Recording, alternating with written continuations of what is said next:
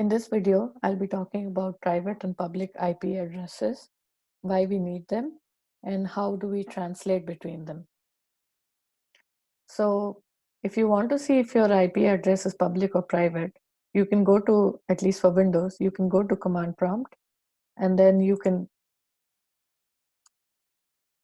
type ipconfig, and there under the Wi-Fi, if you are connected to a Wi-Fi, you can see your IP address, and then you can, according to a predetermined range of IP addresses, you can see if it lies in that range or not.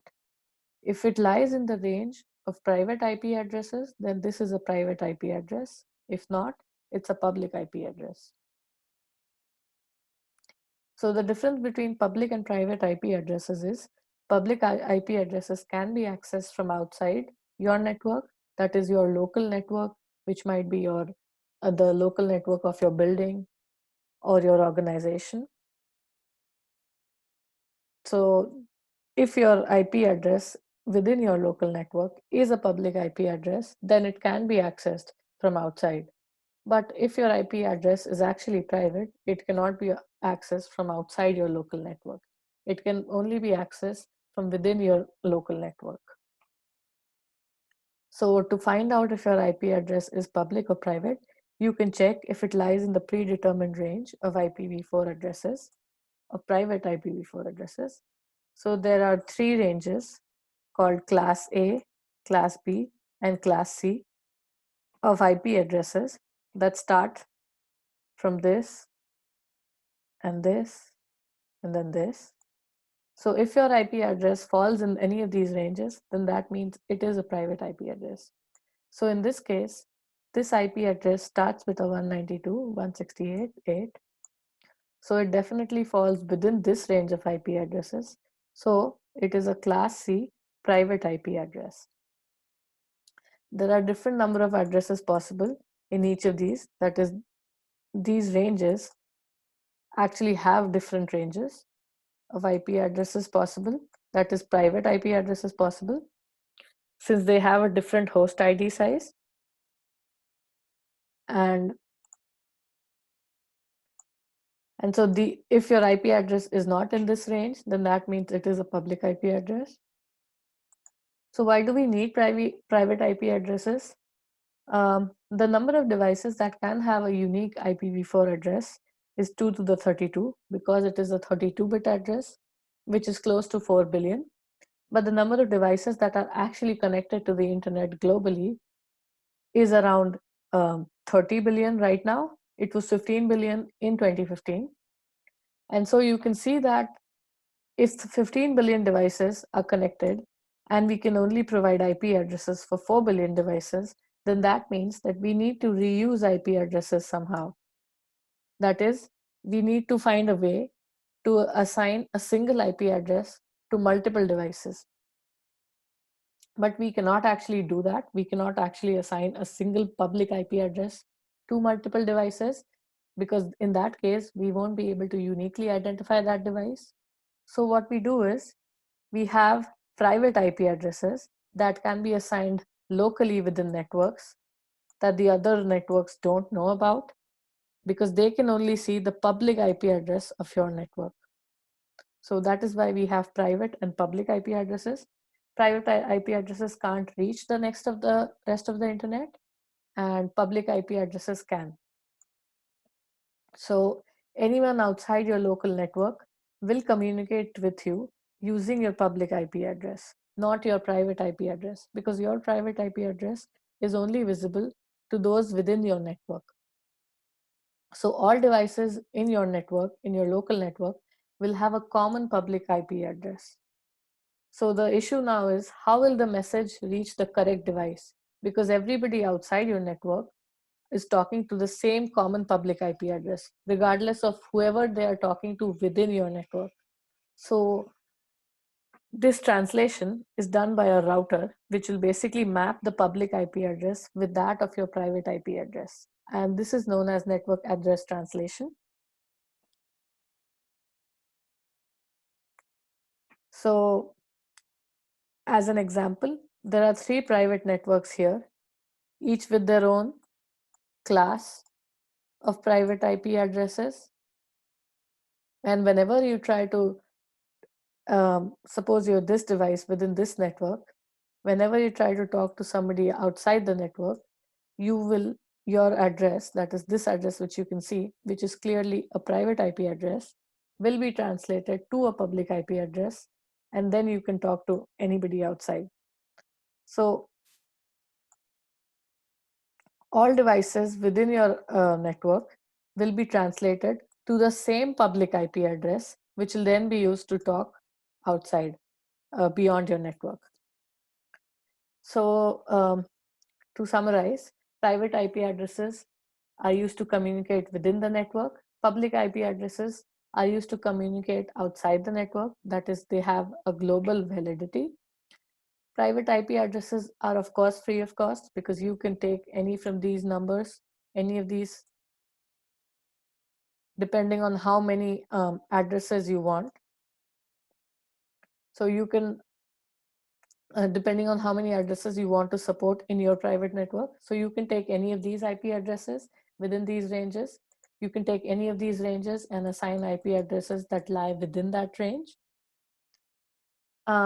Whereas public IP addresses are not free of cost. You have to buy public IP addresses since they are unique. Private IP addresses, again, cannot be seen outside the network. So in this case, this network, that is this local network, could have also had the same range of private IP addresses as this one. So both of them could use the class C range of private IP addresses if they want, and that's okay, because your private IP addresses are not visible to other networks. Whereas public IP addresses are seen and accessed from the internet, so they definitely have to be unique. So let's move on to the problem of translating IP addresses. If my IP address is private, how will somebody talk to me? So this is the job of a network address translation router. Network address translation is basically mapping one IP address space into another by modifying the network information in the headers, in the IP headers. So this is done using network address translation routers, and they are helped by port address translation. So network address translation routers basically use port address translations to translate your IP addresses. For example, if this is the private interface, that is, everything to the left here are devices that are local to the network. So they have a private IP address like this one, 192.168.0.5. This is a private IP address. And they are trying to send data to somebody outside the network whose IP address is this, 120.0.0.2. So network address translation router basically has a dynamic table which it maintains. And in that table, it basically, for translating from your IP address to the public IP address that represents your network, is basically done by the NAT router. So as you can see, these two IP addresses, these two private IP addresses are translated to the same public IP address, this one, 203.31.202. Let me just use some other, to the same public IP address, this one and this one.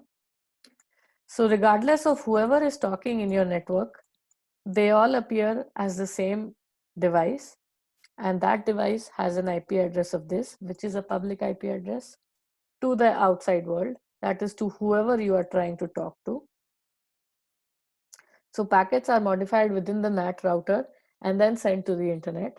And the NAT router has a table which keeps track of all outgoing and incoming packets so that it identifies where packets need to go. This is a very broad description. So how do NAT routers actually use port numbers for address translation? Let's see. For example, this is a private network That is, this is your local network which has a private IP address within this range. So if your device, which has a private IP address of 10.0.0.1, sends datagrams to, suppose, this device, which is a web server.